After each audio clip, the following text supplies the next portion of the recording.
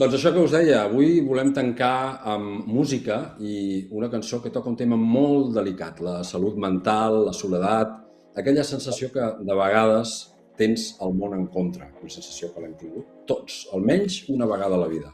La cançó és Tu contra el món, una col·laboració entre Poetes Puestos. Hola, Charlie, què tal? Com estàs? Bona vesprà, amics. Bona Hola. vesprada. I Auxili, què tal, Esteve? Hola a tots i totes, molt bona vesprada, què tal? Bueno, ja els coneixeu, no? Poetes Puestos venen del rap, no? De la poesia urbana, aquest punt de rock que ells han definit com a rap and roll, i Auxili, doncs, bueno, són una de les bandes de referència ara de la música en valencià i en tot l'àmbit lingüístic, amb arrels en el reggae, la trajectòria molt vinculada al compromís social i lingüístic, sempre, mai no l'han abandonat, i ara s'han ajuntat per fer aquest Tu contra el món, que deia abans, no sé si ho encertava o no, Charlie i Esteve, que parla d'aquell moment en què sembla que tot et cau al damunt, que estàs sol davant la vida, que tot és molt complicat, que no hi ha res a fer. Quan ajunteu Poetes Puestos i Auxili per fer aquest tema, quin missatge voleu fer arribar a la gent? Hola, Xavi.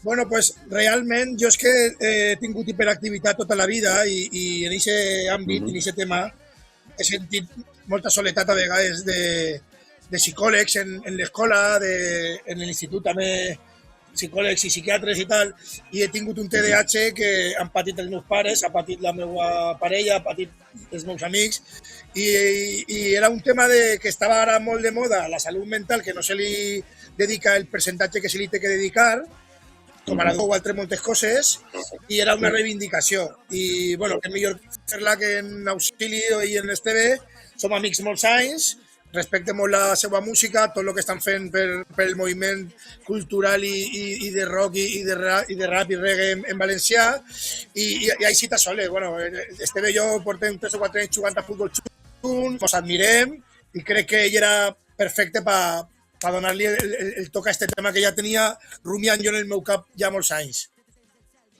Esteve, el Charlie t'ha passat la pilota.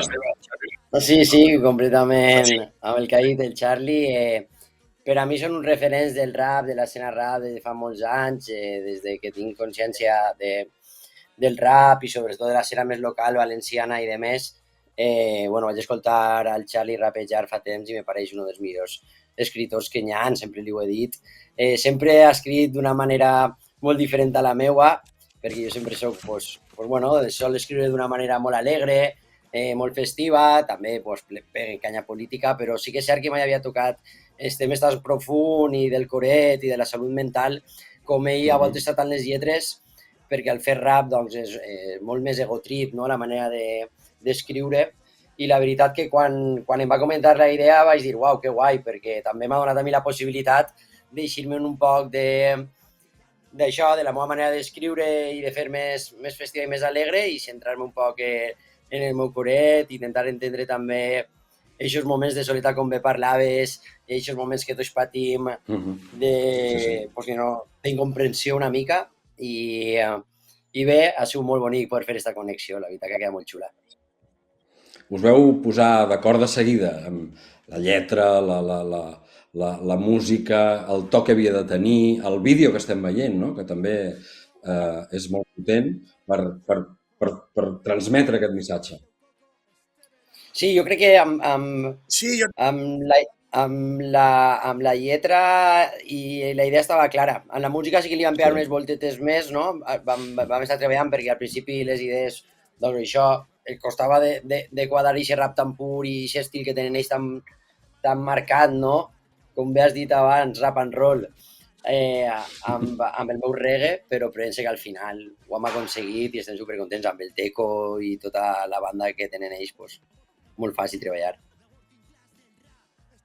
Sí, jo tenia el concepte en el cap, jo tenia el concepte en el cap i el ritme el vam tocar un poquet, el vam canviar i crec que ha quedat el que tu dius. Dins de la dolor, de lo que parla el tema, que és un poquet trist, jo crec que Esteve també li dona el contrapunt. I l'estribillo pues, se puja, és com una alçada d'ànima, no? Com que encara que estigues mal, sempre n'hi ha l'esperança, no? i ha quedat abordat. A més, el videoclip està fet en els estudis del nostre DJ, de Soque. És un poble que està entre camí Barcelona i Tarragona, de muntanyes, i el que transmitís també és els núvols, la soledat, el sol que ix pel matí, la granxa, l'alfalfa, la paja, totes aquestes cosetes, no?, que li donen el terrat. Estem ahí en un terrat del Soque, crec que li dona el puntet final, no? Te fica dins del concepte. Doncs que bé, Charlie i Esteve, que hagueu tingut aquesta iniciativa, no? D'un món com el vostre, que a vegades es mou doncs, en l'àmbit més de la festa, la reivindicació, la vida col·lectiva i tal, però que hagueu fet, no?, aquesta baixada a la realitat d'un tema que compartim tots, no? I, no sé, donar-vos enhorabona, felicitar-vos i convidar tothom que ens està veient. Nosaltres ara us indicarem on podeu veure el videoclip i acostar-vos a aquesta petita gran història. I no sé, doncs, no crec que poguéssim tancar millor el miracle d'avui, que és el segon de la història, que amb tu contra el món. M'encanta també el títol, no?, de Poetes, Puestos i Auxili, una cançó sobre aguantar, no?, quan sembla que no pots més, però també sobre una idea molt senzilla i també molt necessària, i és que no estem sols, mai no estem sols. Charlie, Esteve, moltes gràcies i ens retrobem algun altre dia segur aquí al Miracle. Adéu. Vale, tens permís para lo que vulguis, Sí, per favor. Quedes de melodia del programa. Molt bé, perfecte. Moltes gràcies a vosaltres per donar-nos veu. Una abraçada. Vinga, una abraçada. Vale, adéu, Esteve, amic.